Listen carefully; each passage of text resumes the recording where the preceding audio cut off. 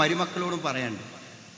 എന്നിട്ട് ഞാൻ കഴിഞ്ഞ ദിവസം പ്രസ് ഡേറ്റ് വന്നപ്പോൾ ആ പെൺകുട്ടി ഭർത്താവിനോട് പറഞ്ഞത് എന്താ അറിയോ, ഉമ്മാക്ക് നിങ്ങൾ മാത്രമേ മകനുള്ളൂ, ഉമ്മാക്ക് വേറെയും ആൺകുട്ടികളൊക്കെ അല്ലേ, ഒന്ന് മാറി മാറി നിൽക്കാൻ പറയും ഉമ്മനോട് എന്നാണ് അവൾ ആവശ്യപ്പെടുന്നത്. ഞാൻ തന്നെ നോക്കണം എന്താ നിർബന്ധം എന്നാ ചോദിക്കണം. അവൻ ചെറിയ മകനാണ്. അപ്പം ഞാൻ അവൾക്ക് മനസ്സിലാകാൻ വേണ്ടി പറഞ്ഞു, ഇത് നിന്റെ ആങ്ങള പറഞ്ഞാലോ, നിനക്കൊരു ബ്രദറില്ല, ആ ബ്രദറിൻ്റെ അടുത്താണ് നിന്റെ ഉമ്മയിപ്പ ഉള്ളത്.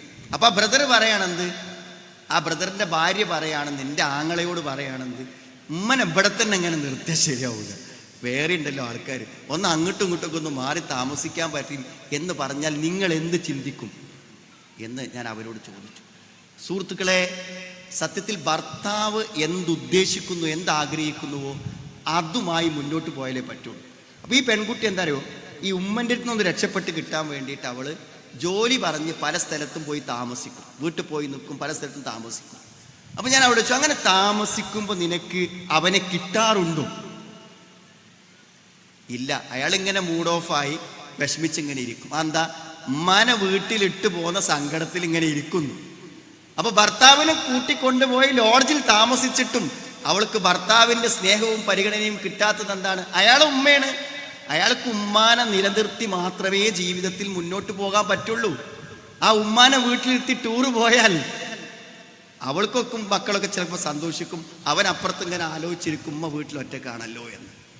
കാരണം ഉമ്മ എന്ന ഒരു വികാരമുണ്ട്. ആ ഉമ്മനെ നോക്കാൻ സഹായിച്ചു കൊടുത്താൽ ഉമ്മന്റെ ഇഷ്ടമല്ല കിട്ടുക, അമ്മായിമാൻ്റെ ഇഷ്ടമൊക്കെ കിട്ടാൻ വലിയ പണിയാ സഹോദരൻ. അതൊന്നും ആഗ്രഹിക്കാതൊക്കെ നല്ലത്, അതൊക്കെ ആഗ്രഹിക്കാന്ന്. കാരണം മകളല്ലല്ലോ, അത്രയ്ക്ക് അവർക്ക്. പക്ഷെ ഭർത്താവിന്റെ ഇഷ്ടം കിട്ടും. ഇത്രയൊക്കെ ക്രൂരമായി പെരുമാറിയിട്ടും എൻ്റെ ഉമ്മയെ സ്നേഹത്തോടെ പരിചരിക്കുന്ന എൻ്റെ ഭാര്യയോട് എനിക്കെത്രമാത്രം കടപ്പാടുണ്ട് എന്ന് നല്ല മനസ്സുള്ളവൻ ചിന്തിക്കും. അങ്ങനെ ഭർത്താവ് നിങ്ങളെ സ്നേഹിക്കും, അമ്മായിമ്മ എന്നെ സ്നേഹിക്കുക, ഭർത്താവ് സ്നേഹിക്കുക. ഭർത്താവിൻ്റെ ഉമ്മ ചീത്ത പറഞ്ഞിട്ടും ആക്ഷേപിച്ചിട്ടും കുറ്റം പറഞ്ഞിട്ടും അവരെ നോക്കിക്കൊണ്ട് നടക്കുന്നതിനുള്ള നന്ദി അയാൾ കാണിക്കണം. അതുകൊണ്ട് സുഹൃത്തുക്കൾ, ഇത് വലിയ സേവനമാണ്.